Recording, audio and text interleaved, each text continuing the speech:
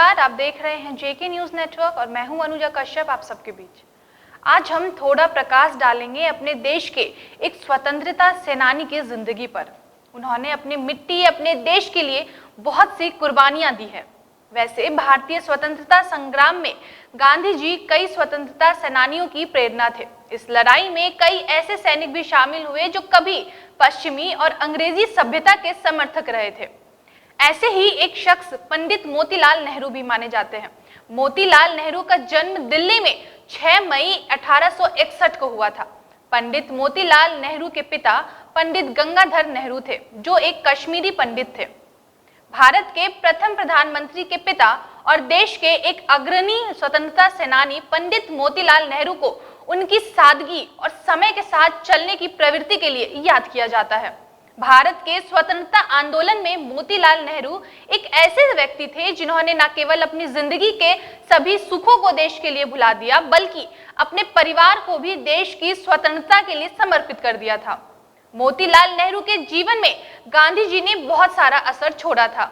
देश के बड़े वकील होने के बाद भी वह गरीबों की मदद के लिए हमेशा अग्रसर रहा करते थे। देश के आजादी आंदोलन में मोतीलाल नेहरू एक ऐसे शख्सियत थे जिन्होंने न केवल अपनी जिंदगी के शानो शौकत को पूरी तरह से ताक पर रख दी, बल्कि देश के लिए परिजनों सहित अपना सब कुछ दांव पर लगा दिया। पंडित मोतीलाल नेहरू अपने जमाने के शीर्ष वकीलों में शामिल थे। उस दौर में वह हजारों रुपए की फीस लेते थे।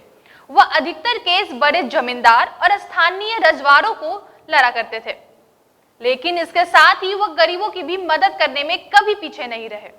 आपको बता दूं, मोतीलाल नेहरू पश्चिमी सभ्यता से बहुत प्रभावित थे। जिस समय सिर्फ कोलकाता और दिल्ली जैसे महानगरों के लोगों ने पश्चिमी फैशन को नया नया पसंद किया था, वह उस समय कानपुर जैसे छोटे शहर में नए फैशन को अपनाकर एक तरह की क्रांति पैदा कर दी थी। भारत में जब पहली बाइसिकल आई तो मोतीलाल नेहरू ही इलाहाबाद के पहले व्यक्ति थे जिन्होंने बाइसिकल खरीदी थी।